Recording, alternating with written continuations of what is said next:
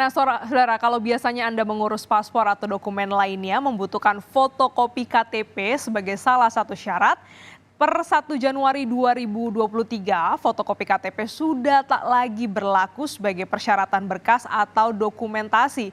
Laporan langsungnya akan disampaikan jurnalis Kompas TV, Fedriska Ananda. Selamat pagi, Rizka. Jadi apa yang akan menggantikan KTP sebagai syarat pengurusan berkas atau dokumen?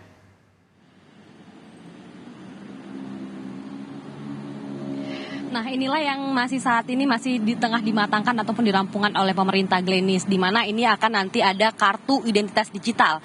Kartu identitas digital ini sedikit berbeda dengan elektronik KTP yang selama ini kita miliki, di mana kalau misalkan kita menggunakan elektronik KTP ini harus memfotokopi begitu ya ketika harus mengurus dokumen-dokumen administratif lainnya. Namun nanti per tanggal 1 Januari 2024 ini pemerintah ini mulai mencanangkan atau mulai menghimbau masyarakat warga untuk beralih ke kartu identitas digital, di mana nanti ini bentuknya berupa aplikasi yang nanti akan terintegrasi dengan data Dukcapil yang dimiliki oleh Kementerian Dalam Negeri, sehingga ketika nanti kita harus mengurus paspor ke rumah sakit ataupun mengurus pelayanan publik lainnya, ini kita tidak perlu memfotokopi KTP yang seperti selama ini kita lakukan. Nanti kita akan terintegrasi dengan sebuah aplikasi yang bernama Kartu Identitas Digital ini, yang saat ini masih dikembangkan, masih dimatangkan sebelum nanti akan di-launching ataupun akan resmi digunakan pada tanggal 1 Januari ini.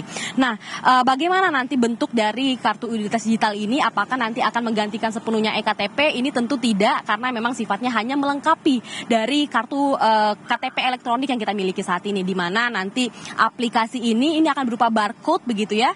Jadi ketika kita mengurus dokumen-dokumen administratif pelayanan publik, nanti kita hanya akan menunjukkan barcode ini kepada petugas yang akan mengurus terkait dengan dokumen-dokumen kita, di mana nanti akan ada semacam mesin reader gitu ya, membaca barcode ini untuk mengidentifikasi, autentifikasi dan juga keabsahan dokumen yang kita miliki.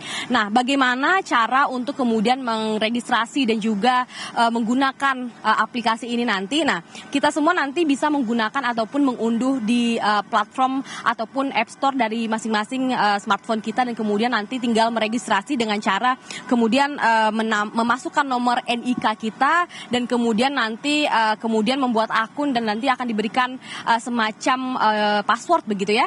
Nanti kemudian nanti akan berupa barcode yang kemudian akan kita tunjukkan kepada para petugas. Jadi memang kemudian kita beralih ke digital, tidak harus memfotokopi KTP seperti yang selama ini kita lakukan, tidak perlu mengantri. Jadi dengan menggunakan kartu identitas digital ini, semua data dokumen kita ini akan terintegrasi dalam satu aplikasi ini, dan kemudian tentu ketika memasuki masa-masa ataupun transformasi digital ini, kita juga tentu harus berhati-hati, tidak memberikan password sembarangan, dan juga terkait dengan keamanan cyber yang juga harus dijamin oleh pemerintah. Glenis. Baik, terima kasih jurnalis Kompas TV, Fedriska Ananda, atas laporan Anda.